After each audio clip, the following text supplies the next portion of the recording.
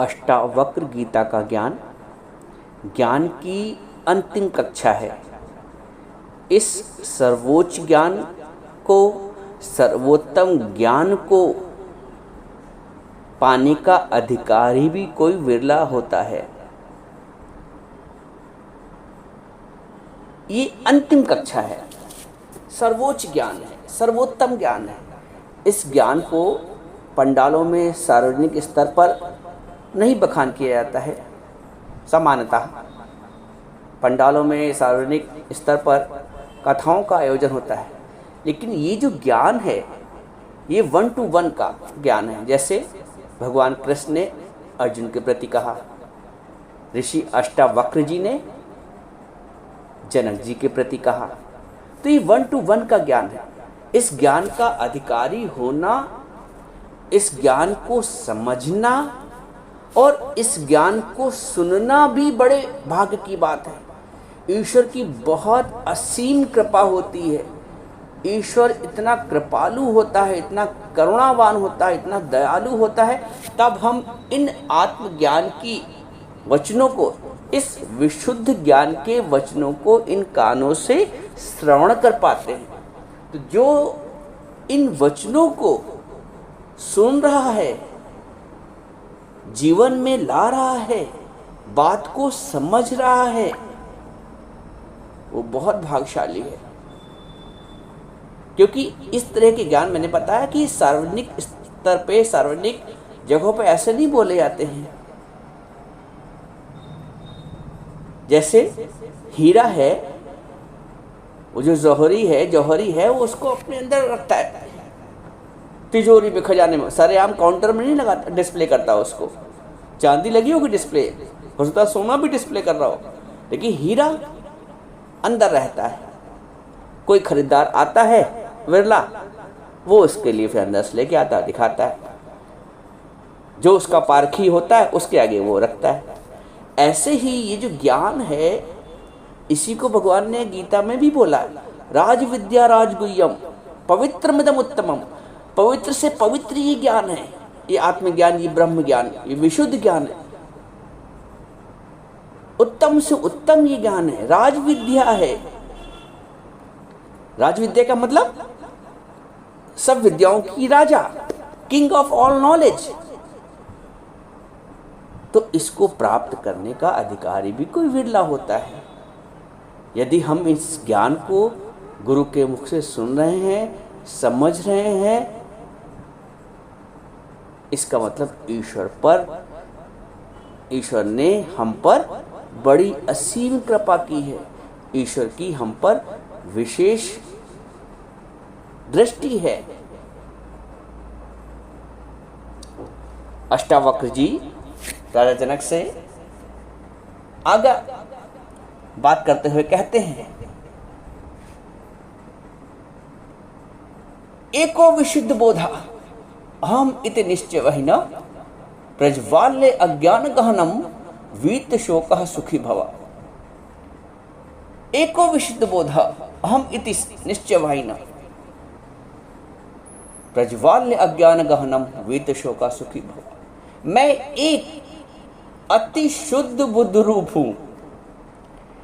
गुरु क्या कहता है, आप आत्म स्वरूप अपने आप को निश्चय करें और उसके बाद ये निश्चय करें कि मैं एक अति शुद्ध बुद्ध रूप हूं।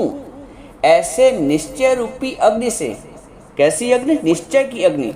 ऐसे निश्चय रूपी अग्नि से अज्ञान रूपी वन को जला करके शोक रहित हुआ तुम सुखी हो। ये निश्चय करो कि मैं आत्मस्वरूप हूँ। बोलते हैं, एक श्लोक और भी है, बताते हैं, आत्मा पश्यन्ति आत्मा। जो आत्मावान होता है वो, उसकी दृष्टि फिर आत्माकार हो जाती है। वो सर्वत्र आत्मा ही, ब्रह्म ही, परमात्मा ही देखता है, भगवत भाव ही रखता है। वो किसी से वैर, ईर्ष्या, जलन, कुढ़न, बदले की भावना सब समाप्त हो जाती है। क्योंकि भाई ये जो भावनाएं हैं ये सांसारिक है। ईर्ष्या, जलन, राग, द्वेष, क्रोध, मोह, ब्रह्मज्ञानी इनसे ऊपर हो जाता है, उसकी तत्व पे दृष्टि रहती है। तो गुरु की भी गुरु का यही प्रयास रहता है हमारे लिए कि हमारी भी दृष्टि तत्व दृष्टि बन जाए, हम भी विकारों से ऊपर उठ जाएं, बुराइयों से ऊपर उठ जाएं और आत्मा के निश्चय में पक्के हो जाएं। तो अष्टावक्र जी कहते हैं कि हे जनक, तुम इस प्रकार के निश्चय रूपी अमृत को पी और सुखी हो जाओ कि मैं एक हूं, अर्थात सजातीय विजाति तथा स्वगत भेद से रहित हूं, कोई भेद नहीं मेरे में। क्योंकि एक वृक्ष का जो वृक्षांतर से भेद है वो सजातीय भेद कहलाता है, और वृक्ष का जो घटक आदि से भेद है उसका नाम विजातीय भेद है, और वृक्ष का जो अपने शाखाओं से भेद है, शाखा आदि से जो भेद है वह स्वगत भेद कहलाता है। अब वृक्षांतर से भेद का मतलब, जैसे एक आम का पेड़ है तो एक नीम का पेड़ है, ये वृक्षांतर का भेद है। विजातीय भेद किसे कहते हैं? ये तो सजातीय भेद हो गया। आम का पेड़ एक हो गया, एक पेड़ दोनों है, एक आम का कहला रहा है, एक नीम का कहला रहा है, एक बबूल का कहला रहा है, एक पपीते का कहला रहा है। वृक्ष सब हैं लेकिन अंतर है, नाम वृक्ष है लेकिन फिर भी अंतर है, ये सजातीय अंतर है। फिर विजातीय, एक पेड़ यहां एक पेड़ वहां, और एक स्वगत भेद भी होता है। जैसे एक ही वृक्ष में एक तना है, एक शाखा है, एक पत्ती है, तो एक ही पेड़ में कई भेद हो गए, ये स्वगत भेद हो गया। तो जनक जी कहते हैं लेकिन ये आत्मा तो ऐसा नहीं है, क्योंकि एक ही आत्मा सारे जगत में व्याप्त है, वह परमार्थिक सत्ता वाला है और नित्य है। इसके अतिरिक्त कोई दूसरा ऐसा नहीं है। इस वास्ते आत्मा में सजातीय भेद रहता नहीं है। बताते हैं, आत्मा से भिन्न कोई भी पदार्थ परमार्थिक सत्ता से भिन्न नहीं है।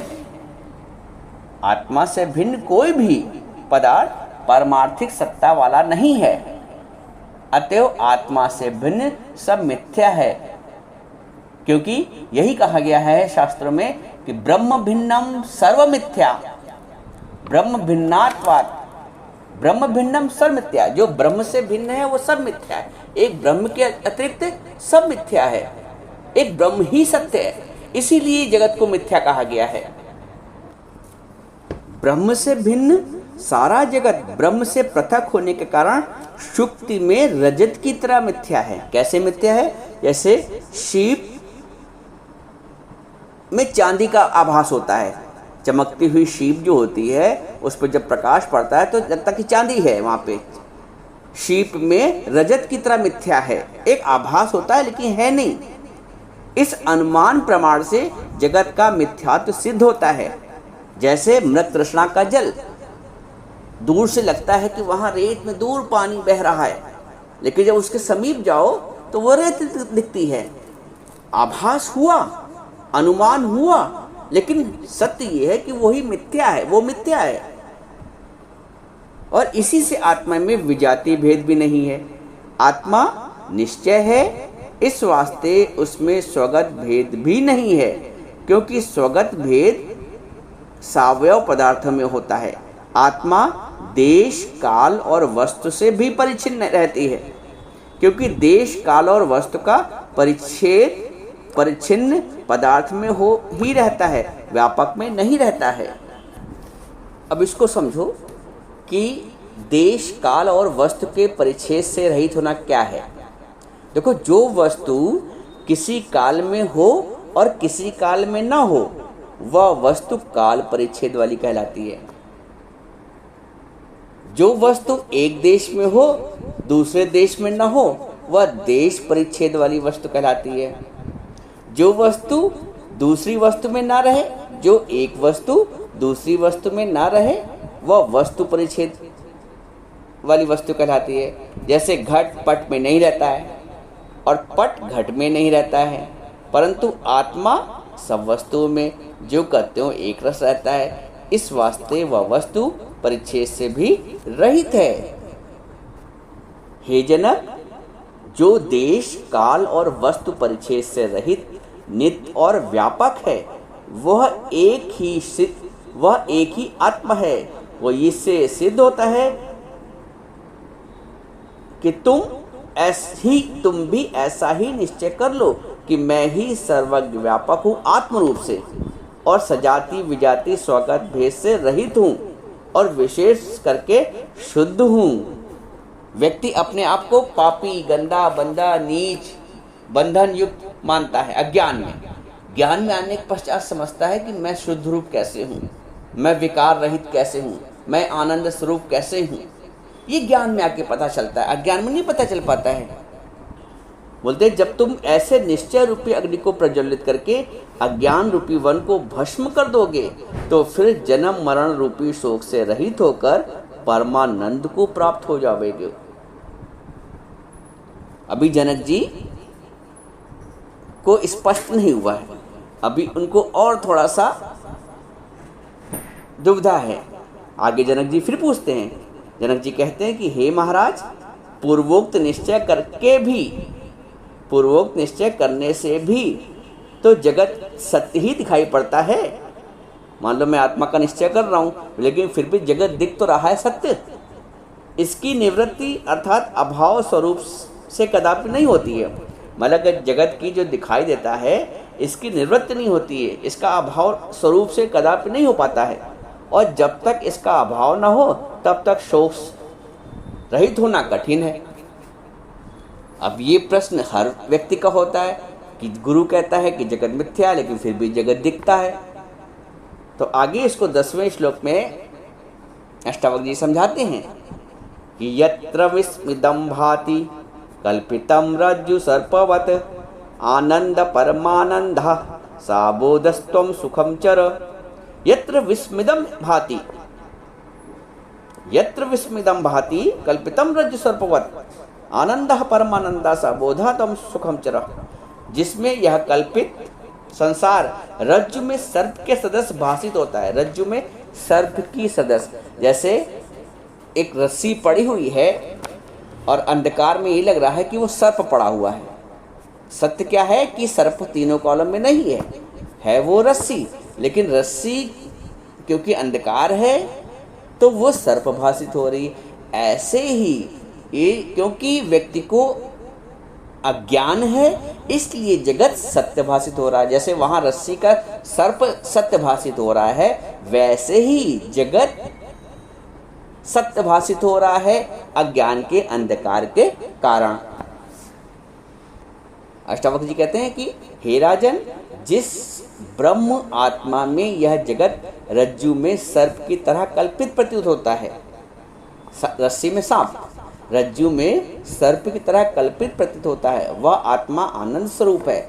जैसे रज्जु के अज्ञान से, भाई अज्ञान है कि रस्सी है, पता ही नहीं रस्सी है, अब पता हो जाता रस्सी होता तो सर्प क्यों लगता।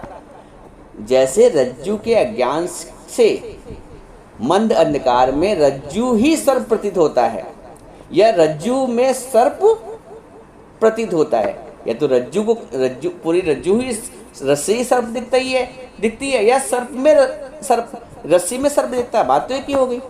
जैसे रज्जु में अज्ञान से मंद अंधकार में रज्जु ही सर्प प्रतीत होता है, या रज्जु में सर्प प्रतीत होता है। वास्तव में ना तो रज्जु सर्प रूप है और ना रज्जु में सर्प है, ना ही रस्सी है सर्प और ना रस्सी में सर्प है, दोनों ही अज्ञान है। कहते हैं कि किंतु रज्जु के अज्ञान से और मंद अंधकार आदि सहकारी कारणों द्वारा पुरुष को भ्रांति से रज्जु में सर्प प्रतीत होता है, और उस मिथ्या सर्प को देखकर पुरुष भागता है, गिरता है, पड़ता है, डरता है। जब कोई रज्जु का ज्ञाता उससे कहता है कि यह सर्प नहीं है किंतु रज्जु है, जब जिसको पहले से मालूम है कि भाई रस्सी है तो वो उसको बताता है। किंतु जब कोई रज्जु का ज्ञाता उससे कहता है कि यह सर्प नहीं है किंतु रज्जु है, तो इससे क्यों तू डरता है, तब उसके भ्रम और भय आदि सब दूर हो जाते हैं। वैसे ही आत्मा के स्वरूप के अज्ञान से पुरुष को जगत भासता है। क्योंकि आत्मा के स्वरूप का ज्ञान नहीं है, इसलिए जगत सत्य भासता है एवं जन्म मरण के भय आदि भी भासते हैं। जब ब्रह्मविद गुरु उपदेश करता है, अब देखो गुरु का महत्व, गुरु कैसे सत्य को पक्का करवाता है, आत्मा के निश्चय को पक्का करवाता है, कैसे जगत के दुख से दूर करवाता है। जैसे रस्सी में सर्प देख के वो डर के भाग रहा था, तो गुरु आके उस डर को दूर करता है। बोलते एक तत्वविद, जब ब्रह्मविद तत्वविद गुरु उपदेश करता है कि तू ही ब्रह्म है, तेरे को अपने स्वरूप के अज्ञान के कारण यह जगत प्रतीत हो रहा है और वास्तव में जगत मिथ्या है एवं तीनों कालों में तेरे लिए है ही नहीं। जैसे निद्रा रूपी दोष से युक्त मनुष्य स्वप्न में अनेक प्रकार के सिंह व्याघ आदि को रचता है और आप ही उनसे भय को प्राप्त होता है। अब स्वप्न में आपने कहा शेर आया और डर से भागे, तो किसने रचना की? आपने नहीं तो रचना की। तो आपसे उत्पन्न अज्ञान ही आपको ढक के बैठ गया है। जैसे चिमनी का शीशा, लौ से उत्पन्न अंधकार ही, कालिक ही उस शीशे को ढक के बैठ गई। तो आपसे उत्पन्न अज्ञान ही आपको ढक के बैठ गया है, उसी से भय प्राप्त हो रहा है। और जब निद्रा दूर होती है स्वप्न टूट जाता है। जब निद्रा दूर हो जाती है तब उन कल्पित सिंह आदि का भी नाश हो जाता है। वैसे ही हे जनक, तेरे ही अज्ञान से यह संपूर्ण जगत उत्पन्न हुआ है और जब तू अपने स्वरूप को यथार्थ रूप से जान लोगे तब जगत का भी अभाव हो जाएगा, तब जगत का मिथ्यात्व पक्का हो जाएगा। स्वप्न के दुख से बचने के लिए जागना आवश्यक है। वैसे ही ज्ञान में संसार के भय से, दुख से, जन्म और मरण से बचने के लिए ज्ञान में